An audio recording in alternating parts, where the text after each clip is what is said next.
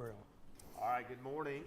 It is time to get started. If you have your Bibles, turn to Daniel 7. And what this means is we have officially ended the VBS section of Daniel. We are now entering the section that nobody teaches.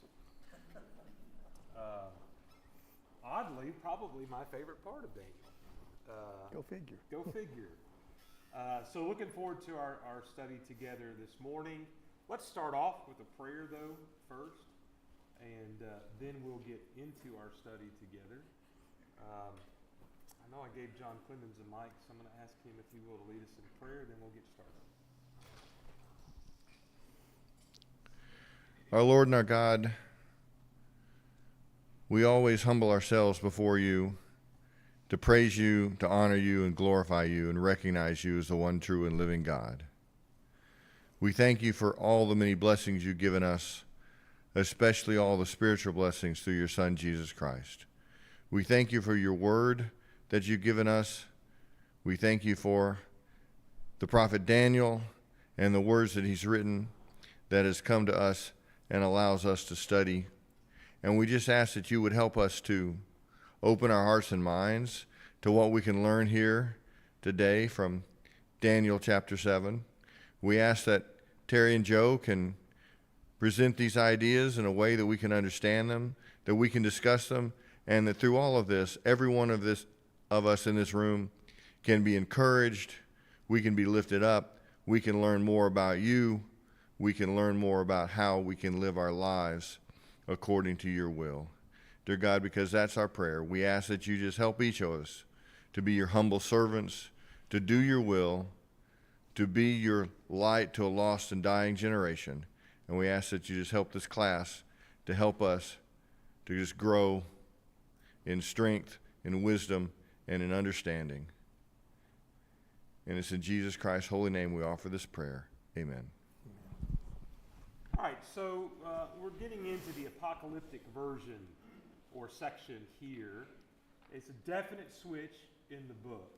And there's a lot of things that switch here, not just the nature of the book. Yeah, which is what's interesting. Isn't this the spot where it switches back to Hebrew? It does switch back to Hebrew. It does. And the other thing that is really probably clear here too is that Daniel's going to speak in first person, and which is different. Yeah, and there's a third person leading into the first person. So. The other thing that's different about this is that Daniel's the one who's going to be having visions rather than interpreting visions. And in fact, what you see that's interesting is Daniel has visions that then he needs someone else to interpret for him. So all of those things are different. The other thing is these messages aren't really for the Babylonians. They're for the faithful Jews in captivity, and the message will come through Daniel. And so that's different as well, because the other ones are a mixture, but mainly are messages to Nebuchadnezzar or to Belshazzar or to whoever the king is at that time. It's messages for the Babylonians that your time is limited. Where you're going to see some similar, let me ask you this way. What feels similar to the message of Daniel 7 from the first 6 chapters? There's something that should feel very similar. Because they are. Well, not the specific story from the first 6 chapters. You're talking about the visions of the different things in the vision, right? Yeah, well, there's one story. What's that? The statue. Yeah. The statue is a similar message to the Babylonians, to Nebuchadnezzar, but this message is completely different. And it's presented differently, and it has added details to it in the process. And so one of the ways you see the similarities, by the way, is that fourth section of the statue is the one that has iron mixed with bronze. The fourth beast has what kind of teeth? Iron. You're supposed to make these connections if you didn't already. And so you see these similarities. And so it's interesting to kind of see those things. Now, all of this becomes apocalyptic literature. What other books contain apocalyptic literature that you are aware of? What's that? Revelation. What else? Ezekiel. And then in addition, there are parts of even like Isaiah and Jeremiah that will have some. But Ezekiel, Daniel, Revelation are the big three that carry a lot of apocalyptic literature. Just a reminder that the definition I like to use is it's a story written in a time of crisis and distress that is given by otherworldly beings explaining how God will reverse everything so that the righteous will triumph. And often what we see is a duality of worlds. We see things happening in the spiritual realm whilst the same things are happening in the earthly realm. And these fantasy creatures, which is how we would describe them today, are often the spiritual realm of things that then parallel the earthly realm of what either is happening or what will happen. And so, if you remember back to our study of Revelation, then this is why, by the way, this section is why a lot of people say before you study Revelation, you should study Ezekiel and Daniel. Because there's a lot of things that will feel similar and will feel very closely related. These images are strange to us because we don't communicate this way, but they did. There are multiple, I don't know if I put this up there. For the Jews, for instance, in Ezekiel 1, there's this throne scene. There's 4 beasts. They have 4 heads. You see some of the same imagery. It's a throne that is mobile, that they're bearing. There's wheels. There's wheels here in Daniel chapter 7. And Hosea 13, there's the leopard and the bear and the lion. And you see these things, these images repeating themselves and coming up again. There's also Babylonian stories with similar imagery. And I won't bore you with that other than to say that this is very common imagery to them. And we had this talk about when we studied Revelation that we've been taught, at least I was for a lot of my life, that Revelation was written that way to be a secret code so nobody could understand it. And the reality is that's what we believe about apocalyptic literature. It is the worst secret code ever written. Because everybody understood that imagery back then. You know what was more of a secret code than Revelation? Parables. And we think parables are easily understood. But Jesus said, only those who want to hear can hear this. I mean, the parables were the coded language of the New Testament. Let that sink in for a moment. Revelation was understood. If you go in the 400 years between the Testaments, there are a lot of pieces of literature with some of the imagery like Revelation that connects from Daniel, Ezekiel. And honestly, Daniel's probably written later than the occurrence of Daniel, maybe even written something in that 400 years of silence about what happens in captivity. And there's just no way to know. But again, all of this is things that are known. Here's a couple of, didn't mean to do that twice. Let's see if we can get to another slide. There we go. Witter said the symbolism in the vision, she's talking specifically of 7. I think this is important when we deal with apocalyptic literature. The symbolism in the vision is meaningful, but determining the exact meaning and significance of every element is impossible and even unnecessary. Now, stop there. This is why this is important to say, because why does Revelation scare everybody? What do we do with Revelation usually? We think it hadn't come yet. We think it hadn't come, but beyond that, we try to, even if we think it has come, we try to interpret every toenail, right? We try to figure out every exact meaning. And it seems like almost in every case of religious apocalyptic, that every generation wants to interpret it through the lens of right then. Yeah. And and so it can't be.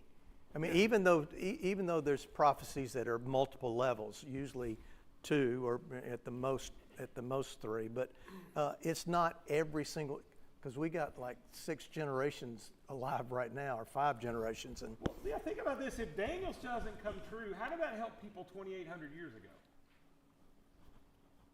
yeah, That's the struggle. These are stories told to them to give them encouragement. And our interpretation of that is, no, here 2,800 years later, we're still waiting on it. Mm-hmm. That's part of the problem with the modern day interpretation. The other part of this that is important is keep reading. Some of the symbolic meaning has likely been irretrievably lost to us. Further, much of the impact of apocalyptic literature is its overall impression, not comprehensive exegesis of every detail. In other words, read it like a story. Yeah. So what helped me out with this was I was telling Terry earlier this week. I ran into this document talking about this, and it was interesting that early Christians didn't get every detail, or at least they saw it differently. For instance, by the time we get to the little horn at the end of this chapter, or toward the end of this chapter, Polycarp had a contemporary who wrote the Epistle of Barnabas, and it's early 2nd century. So this is not late Christianity. This is early Christianity, and they disagreed on what the little horn was. They each came to a different interpretation, and for a long time, the Epistle of Barnabas was considered. It was a heavy contender to be in the canon, to give you an idea. And Polycarp was taught by the Apostle John. So, and they went, I see it this way, one saw it as the Roman Empire, the other saw it as apostasy and heresy within the church. So those are two radically different interpretations of the little horn. So if we don't get every detail, we don't offer something for every detail, we're just following in the path of everybody before us. Yep. This is also why when you study Revelation, it takes 2 years instead of 13 weeks. Is because we try to figure out every little thing. Okay? And that's not really the point. Now, the timing of this vision. Any questions about apocalyptic literature before we go on? The timing of this vision is when?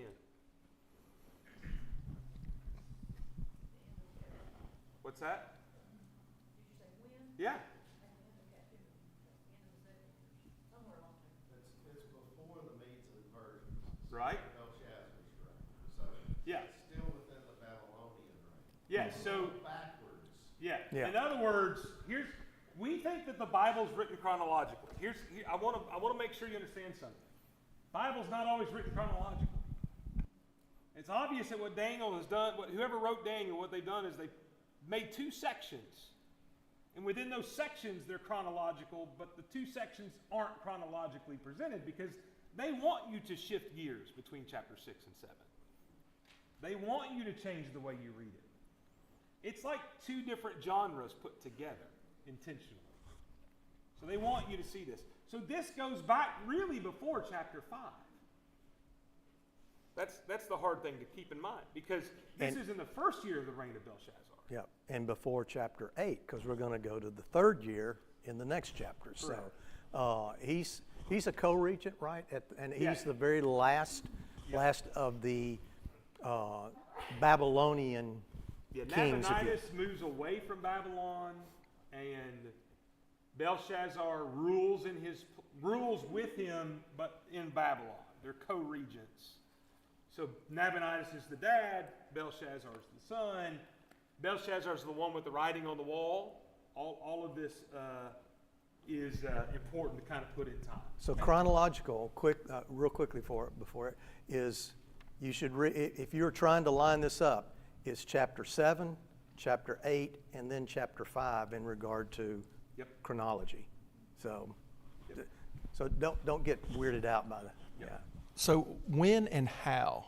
Because he's told not to reveal anything for yet.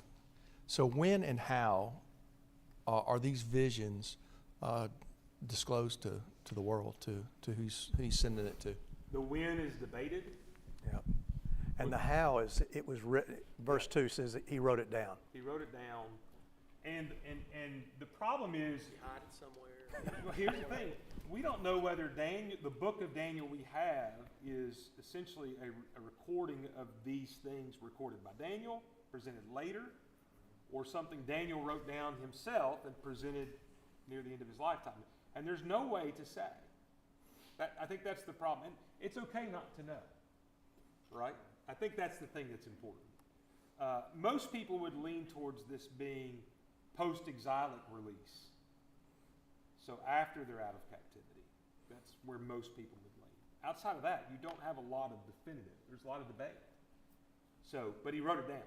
Now, that doesn't mean he didn't share it orally with those in captivity. Because he did tell it. Yeah. He did tell it. And Right. that's also in verse 2, I Yeah. think. Yeah. So, some important imagery that comes along in here. The first of these you had a question about, which was the sea. What did you find out about the sea?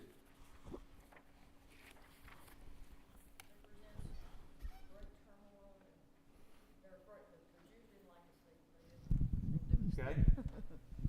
It's going to represent chaos and most often evil in apocalyptic imagery. Not always, just mainly. There's Babylonian and Canaanite creation stories that feature the gods creating order out of chaos by controlling the water. Does that sound familiar to anybody? It's very similar to the creation story in Genesis. Because as the world begins, it's covered with water. And then Without form. Without form. Void. And God essentially then controls the waters, starting with the day 2, separating them, and then at day 3, removing part of the water.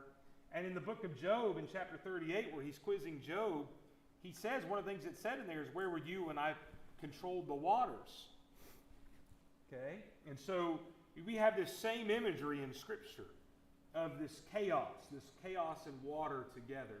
And so there's also this idea in the Old Testament, and we're not going to read these, but there's churning waters, which are the turbulent world and peoples and sinful humanity. Places like Isaiah and Jeremiah use that imagery.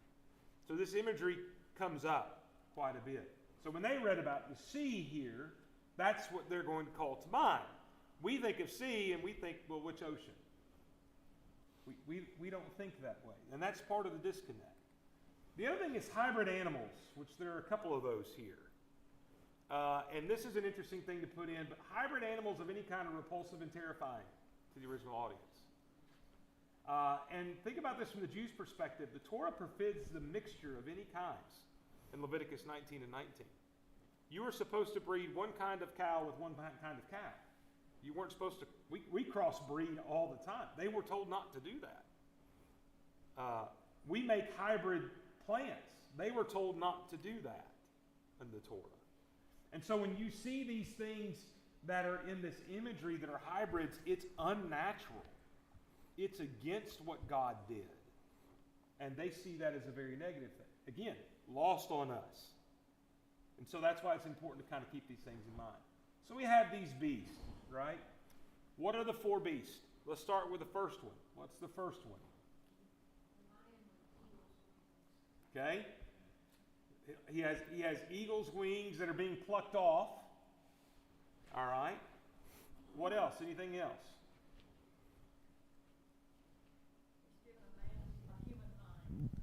And he stands like a man. This vision is wrong because by the end of the vision, he's standing on 2 legs. This picture is wrong. By the way, there's not a picture I found that shows a lion standing on 2 legs, oddly enough. I tried. What does this remind you of anything? Huh? Narnia? Yeah. The video will start with C.S. Lewis quote. There you go. What was Nebuchadnezzar going to be like in chapter 4? He's going to grow. It's going to be a beast that eats of the ground of the. And he has eagle's claws. That's right. And right. And his hair is going to be as long as a lion's mane, I believe it says. Yeah.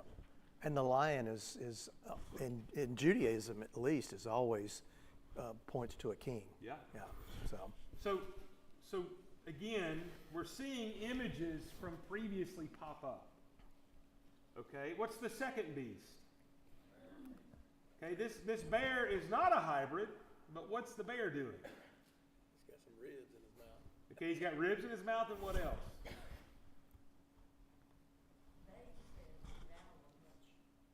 He what? They said devour much. He devours much. What else? Says it was raised up on one side. He is raised up on one side. Okay, it's weird. We'll talk about that in a moment. What's next? We have a leopard. What's weird about this leopard? 4 wings. There's 4 wings and 4 heads. But they're bird wings. They're bird they're wings. little wings. Well, there's no such thing as leopard wings. I mean, I would imagine they're bird. I mean, they're not eagle. Yeah, Okay. I'm just what I'm saying. It Yeah, I was going to say, of course they're bird wings. What's the 4th one? It's like a dragon to me. Yeah. Well, the picture they took looks like a dragon.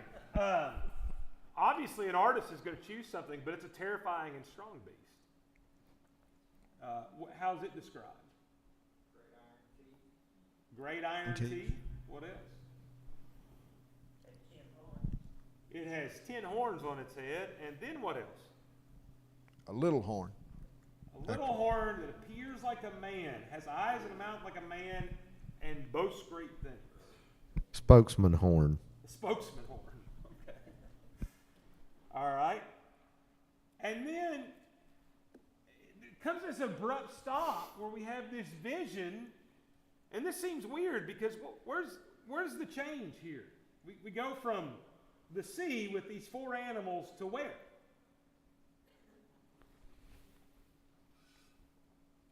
What's this scene where the Ancient of Days is? Heaven or something. It's described as a court. In verse 10, the court set in judgment. It's a court scene.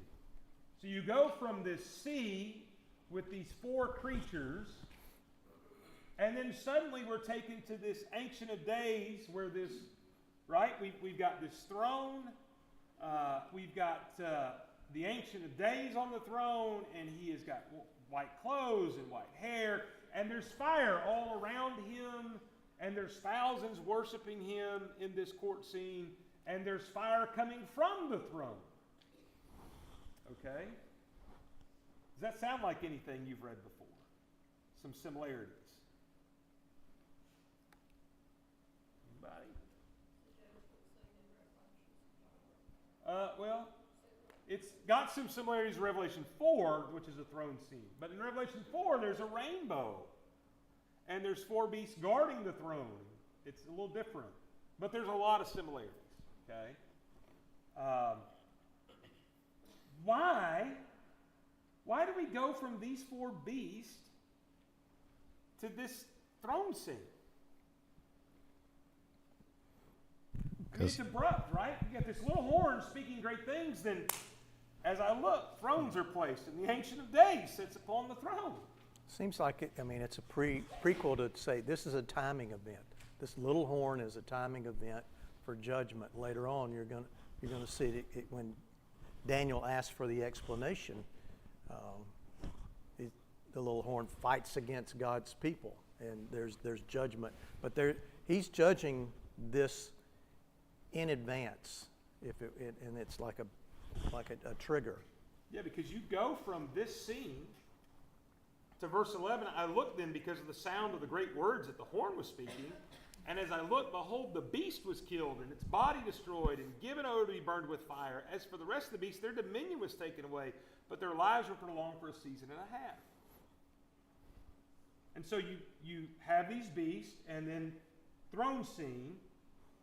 Then the beast is destroyed, burned, and then what happens? What happens after that? Are you talking about the judgment to the others that takes place? Well, no, A even lesser after that, the judgment after that. They're all judged. They're all destroyed. Okay. And then we go from You got- there to, You got a vision of the Son of Man. yeah, in rolls the Son of Man on clouds. Right? You've almost got, where's he come? Where does the Son of Man come into? He comes into the presence of the Ancient of Days. He comes into the courtroom where the Ancient of Days is sitting on his throne. And he's acceptable to the Ancient of Days. He's different than those under judgment. Okay? This word Son of Man, and a couple weeks ago, Jason talked about Son of Man on a Wednesday night in our series. But this idea of cloud writing, by the way, is common imagery for gods in all of the ancient Eastern religions. Gods wrote on clouds. That makes sense, doesn't it? I mean, that's common imagery. So here the Son of Man comes running in on a cloud into the presence of the Ancient of Days after defeating the beast. And I know it doesn't say that, but that's what it's supposed to call to mind. The Ancient of Days issues judgment, and then here comes the Son of Man after the beast is destroyed on earth, riding in on the cloud into the presence of the Ancient of Days. By the way, riding on a cloud, does that remind you of any days? These are the days of Elijah and Ezekiel, right? Riding on a cloud. And the Son of Man in the Old Testament and other places just means human. For instance, in Ezekiel it's used a lot, but it's used to reference Ezekiel, not Jesus. And the interesting thing is really and truly about the only time that Son of Man is used in the Old Testament to refer to Jesus is here. And we only know that through the connection of reading backwards, Jesus using the word Son of Man, and then understanding what is going on here, we understand this Son of Man is a reference to Jesus. But it's only when we read from the New Testament back that we get that. They would not have understood this to be Jesus, but we do. No, they don't. That's why Daniel doesn't know what it is. Yep. And I want you to understand that what's going on here is what happens in Acts chapter 1, verses 9 through 11. Somebody read that for me that's got a mic. Who's got a mic that can read Acts 1, 9 through 11? Scott, John, Brandon, one of y'all get it?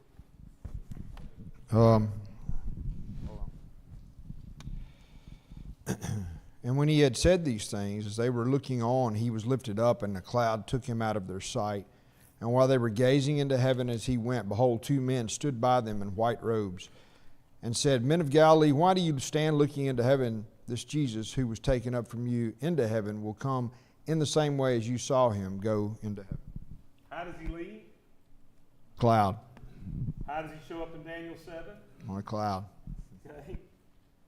And I know that you go, well, that's kind of, but when we put the story together, the vision, when we get the understanding of the vision, then it makes sense. Yeah, this is exactly what's happening here in this story.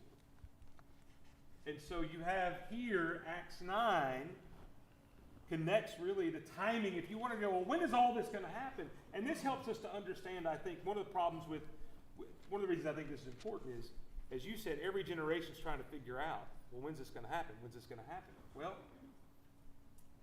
by Acts 1, I think when we connect these two, this is happening. That helps us figure this out too, essentially. Now, the full death of the beast, well, I don't think comes to fruition for a while. We'll talk about that, but essentially this is happening. All right, visions meaning you've got these four beasts. Let's talk about these four beasts. We've already pointed out that the lion would point to the Babylonian Empire. Now, we've had this imagery of Nebuchadnezzar that has, from Daniel 4, we see all of that, and the lion, and so that one's pretty easy.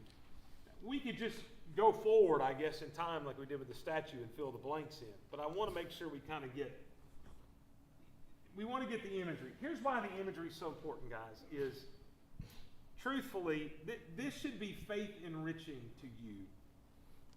That hundreds of years before these events happen, that this vision points to, there are details that are there that could only be known by God. And these visions do coordinate to that. So, for instance, we read this idea of the bear being up on one side, and we think that's really, really weird. And yet, if this is the Medo-Persian idea here, it's interesting that I think it was the Medes were considered more powerful than the Persians. One of them was more powerful. I forget which one, honestly, is considered, but I think it's the Medes. I'm trying to make sure of that. No, Persia was more powerful. And so the bear is tilted one way because one of the two has more power than the other. Okay? And the three ribs refer to three kingdoms that they had defeated in order to have this power: Babylon, Lydia, and Egypt.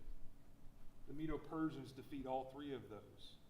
So you have these three ribs being devoured, and their power is three kingdoms. Now, I know I'm breaking the rule of trying to figure all the details, but I think one of the things that's interesting about this is when you put this together, what you are seeing with some of these details is, again, this prophetic nature of just how much God knew and is revealed here. And some of the details, I mean, of course, Daniel gets explanation to, we don't get all about the, Right. But we get enough to source it out and suss it out so that we can say with a fair amount, with confidence that this is what it's referring to. And it's not something like, maybe the little horn, which is a little more obscure, but it ranges from, right in your face, this is what it is, to it's like, I don't know. Yeah. That whole range. Yeah. But it is interesting to me, and I don't, the first one is being plucked. Correct. Which that's not something that's a positive thing necessarily for the creature. And that's what's going on, even though the Babylonian kings don't know it. They are being plucked. They're in the process of their power being removed taken away. slowly. Yeah. Yes. Yes. The leopard then would be the Greek Empire. What about the leopard imagery would fit the Greek Empire? Testing your knowledge of Alexander the Great. He did it real fast. Okay, so the Greeks conquered super fast, 4 wings, right? And then here's really testing your knowledge of the Greek Empire. What happens when Alexander the Great dies? 4 parts. It's divided into 4 Four- parts. four- yeah. 4 generals take his place. 4 heads. And so, again, these are things that the common Daniel wouldn't have known these things. But we look back and we go, wow, you know, look at this. This is pretty crazy. So did he put this vision down before what happened to Nebuchadnezzar? No, it's in the first year of Belshazzar. He didn't even Yeah. have the vision. Yeah. Nebuchadnezzar's not around when he has the vision. Yeah, Nebuchadnezzar dies about 460 And this something. is mid I mean, not 560 This is something, like 553. 539 in that area. So has the lion event already happened? With Nebuchadnezzar? Yeah. Okay. The chapter 4 has already happened. Yeah, but the losing of the kingdom has not quite happened yet. There's a few years They're left. not defeated. Yeah, They're in the process of it. as far as Babylon being the, But even beyond that, there's no way to know about the Medo-Persian Empire. There's no way to know about the Greek Empire. You know, and this is why, honestly, this is why skeptics either have a real hard time accepting Daniel, because the only way to accept these kind of details is to say, well, it was written hundreds of years later, looking back retrospectively. Well, we know that's not true. So that's one of the reasons I have said all quarter. This should be faith enriching. yeah. from this So, point. it's also 2 levels here. So it's just, you know, playing the opposition's advocate here. So they are writing stuff down during the Greek Empire, which is really when they say that, you know, this is being written down after most of this. Right. There's still things that happen post that, like the part about the Ancient of Days and the Son of Man. That's way beyond. Correct. So it doesn't. The naysayers don't win the day on this one, even if it's a partial loss is a full loss on this. Yeah. And then that leaves a terrifying beast to be the Roman Empire. And Which they couldn't have. Yeah. yeah, they couldn't have known. And so you have, again, this is predicting world events that are going to come to pass well before they come to pass. And that's why I think, by the way, that's why the last half of the book is more faith enriching than the first half of the book, is because, you know, you see these things really clearly. Now, he asks for this meaning, and the meaning of the vision is found where? What's the overall meaning of the vision in Daniel 7? You were asked this question.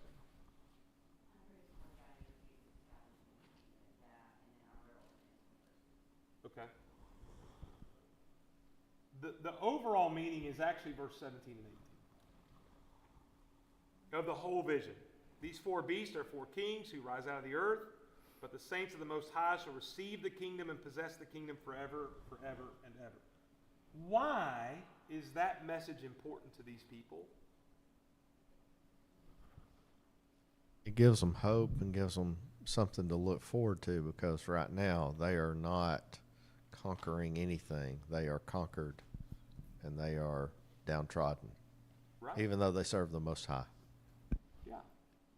They're in captivity. They don't have a king anymore.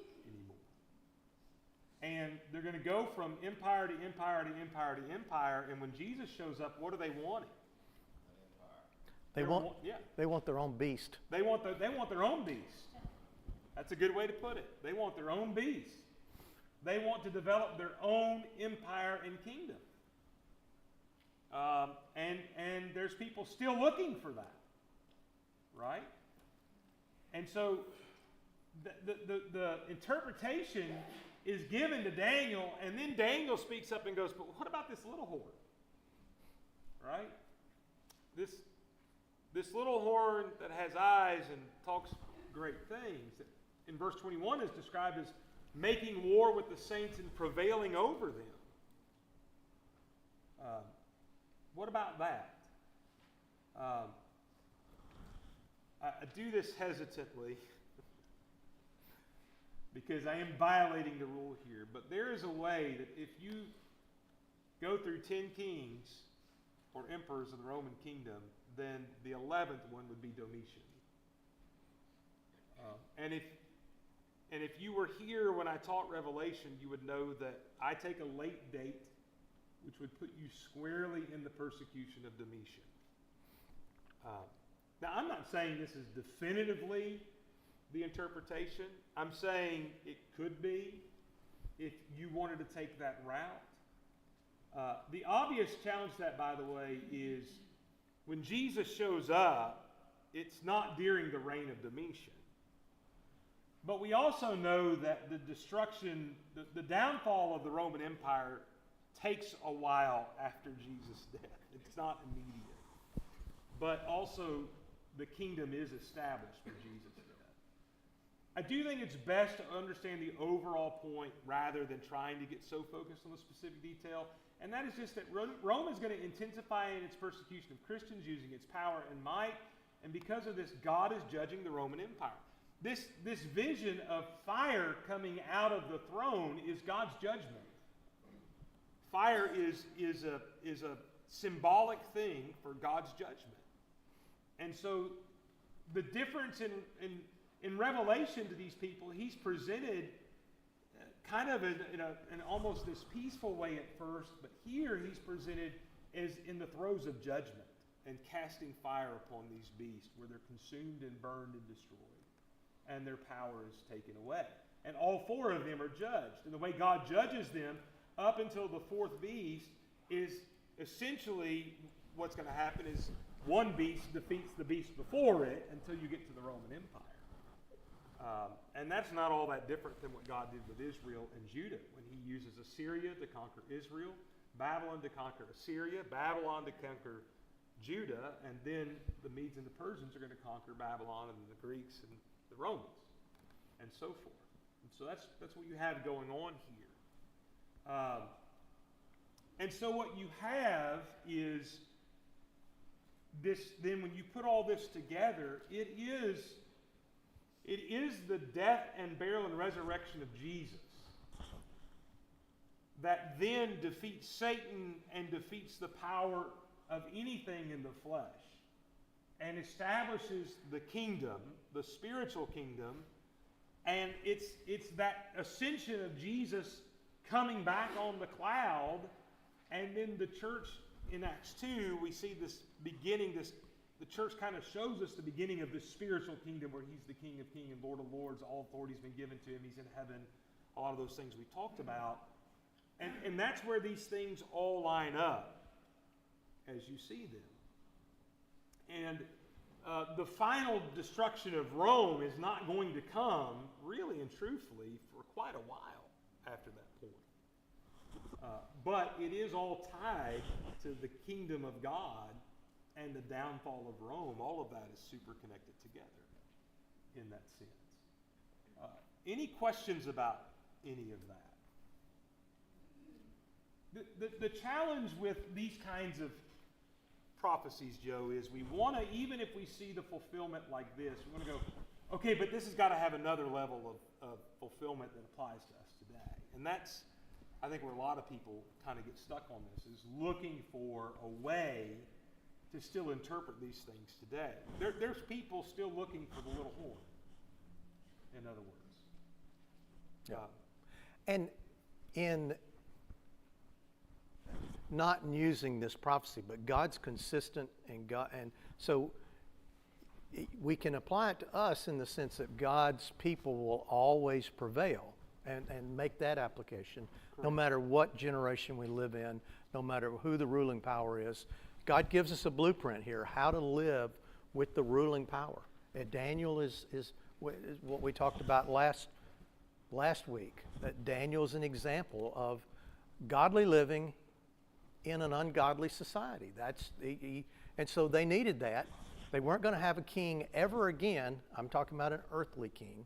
They were always going to be serving some foreign king, and that graded the Israelite nation. But he points out here in Daniel, it's not going to be about kingdoms. It's not going to be about military power. Even though Rome morphs into a religious military power. Right. So that should be And I think thrown the out thing there. to understand, though, is that we have that understanding that Joe just explained because we live after the fact and we have the story of Jesus, and we are a couple thousand years later and understand this idea of a spiritual kingdom. But had we been raised in the first century as Jews, we wouldn't read Daniel 7 as a spiritual kingdom. We'd be looking for someone to overthrow the Roman government and to reestablish the throne of David in Jerusalem. That's what we would be looking for. And so sometimes I think we get frustrated that how didn't they see that? We would not have either. And that's really important to understand, is we would have failed to get that as well. Brandon, did you have anything? I sometimes look back at books like this, and I think it's really encouraging to think about how this book can be used to teach certain groups of people still today. Because, there's a tremendous amount of Jewish people that are still looking for Messiah, right? And this book, what you were saying earlier, how this should affirm our faith. This should absolutely affirm our faith, because, if we believe in the story of Daniel being thrown in the lion's den and living, the reason that he gets to write this down is because he lived, right? Yep. And we believe this. I firmly believe this to be exactly what y'all are saying, especially going into chapter 8 and 9, talking about Jesus, talking about the Messiah. And so is this critically important to us? Not really, because we believe in the Messiah, right? We believe that Christ was a beast. He was the lamb. He was a different kind of beast. He was the slain lamb that was given for all of us, as described in Revelation 5 and 6. But there's a ton of people in this world, Jews specifically. Maybe even you can use this to teach people that are Muslim, that really can look at this book and at these chapters and understand, wow, that really did historically happen, and it was foretold centuries and centuries ago. And wow, this Messiah, he came already. Yep. I do think, and the themes, I think we can get this. God's in control. God's people are, the kingdom is going to be restored. Now, not in the way they hope for it to be, but that's the message, is you're going to be delivered, that your people will be delivered. And to respond to that, they set their hopes too low. Yeah. It's too low to be shooting for an earthly kingdom where God's trying to lift our vision higher than that. Here's the other thing that we should see in all this, and irregardless of what each of these beasts, none of these beasts, no matter how terrifying and how amazing they are, get to approach the throne of God. And you have the Son of Man not only in approaching the Father, in his presence, but being given dominion. And keep in mind, at this point in time, there's all kinds of treachery that has already taken place in the Babylonian Empire, with people getting killed. Remember, we go back to Jewish history of future kings being killed off by the rival, and whole families being killed off. So this is not a new concept, but for these people we've run out of time. Here's an application for us that I think does. The reason why many people couldn't get what this vision is saying is because of their love and devotion to an earthly kingdom. And part of the message is Daniel is God's in control of the kings. God's going to take care of the kingdoms. And there's coming this greater kingdom that's not going to be an earthly kingdom. And that's where you're focused. Now, that message is delivered here, and we still struggle to live that at times. Because it's a now and not yet kingdom. Correct. We don't get to see. We're all about the immediate gratification and what we can grasp now. And that's why they looked for a throne in Jerusalem, why some still do, and because of this inability to think spiritual kingdom. Chris? I think to a degree, God had to allow them in some way to see what they were putting their faith in. We read in Hebrews 11 that for instance, Moses considered the reproach of Christ greater than the riches of Egypt. He was looking for a better resurrection. We read later in Hebrews 11 that some shut the mouths of lions and quenched the power of fire. They were looking for they were pleasing to God by faith because they were looking for a greater reward. So just in the sense that God has allowed us to see these things by providing, the word, I think that to his people, he had to allow them to see what it was coming that they were putting their faith in, because it was by faith that they were saved just like we are today. I think it's by faith either way, on both sides of the cross, that they were saved. So I don't think they got the details, like you said, the full details, but God I think doesn't expect them to have faith in something they can't have faith in. He expects them to have faith in what is revealed. so I think the promise that was given to Abraham, they had to have an understanding of what that meant to a degree for them. Yeah, I just don't think it's the same understanding we're expected today. Can't be. We have more of a revelation. We're past time. Thank you.